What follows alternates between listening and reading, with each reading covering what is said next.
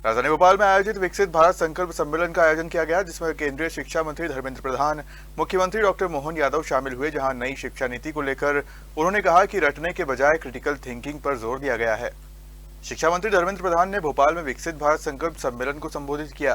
ये सम्मेलन प्रधानमंत्री नरेंद्र मोदी के नेतृत्व में सेवा, सुशासन और गरीबों के कल्याण के 12 वर्ष पूर्ण होने के उपलक्ष्य में आयोजित किया जा रहा है।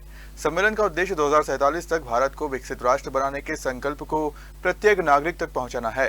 नई शिक्षा नीति 2020 के 6 वर्ष पूरे होने के साथ ही देश भर में इसके प्रभाव और बदलावों पर चर्चा तेज हो गई है।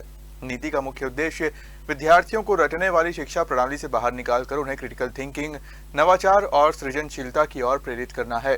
मध्य प्रदेश सहित देश के कई राज्यों में इसके सकारात्मक परिणाम देखने को मिल रहे हैं। शिक्षा नीति एनईपी 2020 का ये 6वां साल जुलाई में पूरा होने वाला है। नई शिक्षा नीति एक दार्शनिक मसौदा करके विकसित भारत के लिए एक पृष्ठभूमि तैयार कर रहा है। भारत की नई पीढ़ी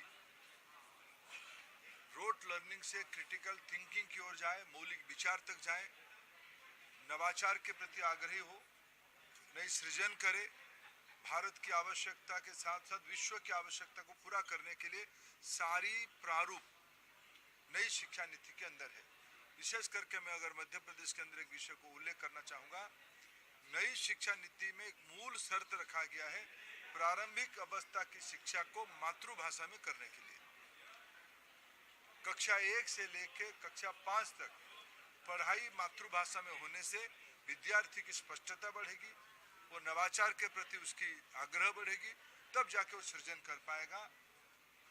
इस प्रकार के अनेक सुधारवादी, अनेक प्रगतिशील पहल नई शिक्षा नीति में अनुसंधान पे जोर दिया गया है, संस्थाओं की स्वतंत्रता के ऊपर जोर दिया गया है, मल्टी डिसिप्लिनरी के ऊपर जोर दिया गया है, शिक्षा को वैश्विकरण की ओर ले जाने के लिए जोर दिया गया है।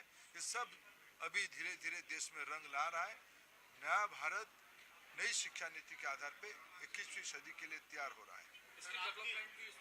श्री प्रधानमंत्री श्रीमान नरेंद्र मोदी जी के सफलतम 12 वर्ष तक शासनकाल के बाद उनका 13वें वर्ष में प्रवेश और चुने हुए प्रधानमंत्री के नाते अभी तक के सारे प्रधानमंत्रियों के शासनकाल के रिकॉर्ड को तोड़ते हुए, जन कल्याणकारी योजनाओं को जमीन पर लगाते हुए जिस प्रकार से लोकतंत्र को गौरवान्वित करने का ये स्वर्णिम काल चल रहा है, ऐसे में भारतीय जनता पार्टी और हम सब के माध्यम से ये जो पूरे देश में जन जागरूकता का, सरकार की उपलब्धियों का, जनता के बीच लेखा जोखा लेकर के उतरने का जो बड़ा अभियान चलाया है, ऐसे में भारत सरकार के मंत्री श्रीमान धर्मेंद्र प्रधान जी हमारे बीच आए। आज के इस प्रबुद्ध जन गोष्ठी में उन्होंने विस्तार से विषय रखा।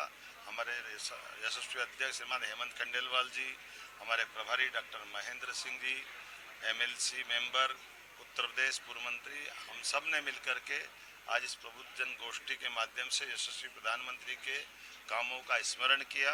हम सबका सौभाग्य है भारतीय जनता पार्टी के नाते से मध्य प्रदेश वो गौरवशाली राज्य है जहां सबसे पहले हमारे दल की पूर्ववर्ती मातृ संस्था जनसंघ के जमाने से विजय पताकाएं फहराई और यहीं से कई सारे आंदोलन में गोवा मुक्ति से लगा करके भारतीय जनता पार्टी और पूर्ववर्ती हमारे संगठन परिवार ने कई कुर्बानियां दी है। हम सबका सौभाग्य है हमारे वर्तमान के शासनकर्ता श्रीमान नरेंद्र मोदी जी शासन के उत्कृष्ट उदाहरण प्रस्तुत करते हुए जनता के बीच भारत के लोकतंत्र को गौरवान्वित कर रहे हैं।